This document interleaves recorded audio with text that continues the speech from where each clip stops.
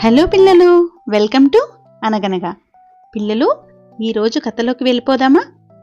అనగనగా పూర్వకాలంలో ఒక ఊరిలో రంగనాథ అనే రైతు ఉండేవాడు. అతడు చాలా ధర్మాత్ముడు, కష్టజీవి. అయితే ఎంత కష్టపడినా, ఎంతో బాగా పొలం దున్నినా అతని జీవితం ఎప్పుడూ కష్టాల్లోనే సాగేది. ఎప్పుడూ రంగనాథుడు ఇదే విషయాన్ని ఆలోచిస్తూ విచారిస్తూ ఉండేవాడు. ఒకరోజు రంగనాథ తన పొలంలో పనిచేస్తూ ఉండగా ఒక త్రాచుపాము కనిపించింది. దాన్ని చూడగానే భయంతో రంగనాథ పారిపోవడానికి ప్రయత్నించగా ఆ పాము "రంగనాథ, ఆగు" అని మాట్లాడింది. పాము మాట్లాడడం ఏమిటి అని భయంతోనే వెనుకకు తిరిగాడు రంగనాథ. "భయపడకు, నేను ఈ గ్రామాన్ని కాపాడే నాగదేవతను. నీవు మంచి మనిషివి, అందుకే నిన్ను ఆశీర్వదించాలనుకుంటున్నాను" అని ఆ పాము చెప్పింది. "నువ్వు మరి ఎందుకొచ్చావు ఇక్కడికి?" అని అడిగాడు రంగనాథ. "నాకు ప్రతి గురువారం నువ్వు పాలు పెట్టి పూజ చేస్తే నీ ఇంట్లో ఐశ్వర్యం పెరుగుతుంది" అని రంగనాథుడికి చెప్పింది. ఆ మాటలు విన్న రంగనాథ భక్తితో పాముకు పాలు పెట్టాడు. అప్పటి నుండి రంగనాథుడి జీవితం మారిపోయింది.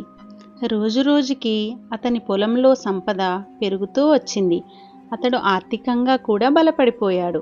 కానీ ఒకరోజు రంగనాథుడు పట్టణానికి వెళ్ళాల్సి వచ్చింది. తన కుమారునికి "ఈ పాముకి పాలు పోయి నాయనా" అని చెప్పి వెళ్ళాడు. కానీ వాడు చాలా మూర్ఖుడు. ఈ విషయం తెలియని రంగనాథుడు కుమారుడికి ఆ బాధ్యతని అప్పచెప్పాడు. కానీ అతని కుమారుడు మాత్రం స్వార్థంతో "ఈ పాము మా ఇంటికి ధనం ఇస్తుంది కాబట్టి దీని గుహలో ఇంకా ఎక్కువ నిధే ఉండొచ్చు" అని అనుకున్నాడు.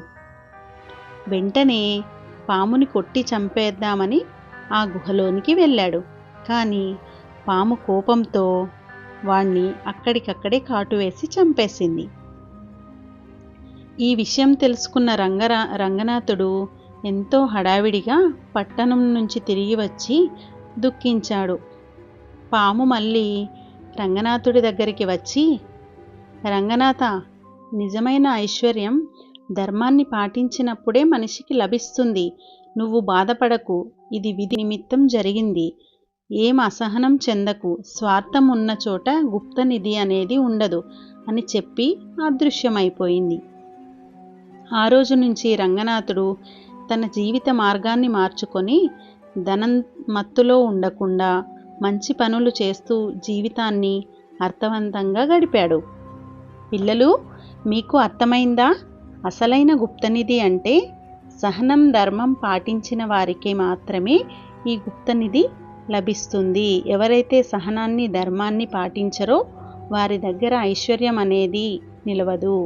స్వార్థం అనేది మనిషిని నాశనం చేస్తుంది. అంతేకాకుండా పిల్లలు, నిజమైన సంపద ఎప్పుడొస్తుందో తెలుసా? శ్రమతో, నమ్మకంతో పనిచేసినప్పుడు మాత్రమే మనకి నిజమైన సంపద వస్తుంది. నచ్చిందా? మీకు నచ్చితే ఒక లైక్ చేసి, షేర్ చేసి, మన మరిన్ని లేటెస్ట్ అప్డేట్స్ కోసమైతే పిల్లలు తప్పకుండా మన ఛానల్ని సబ్స్క్రైబ్ చేస్తారు కదూ. Thank you for watching.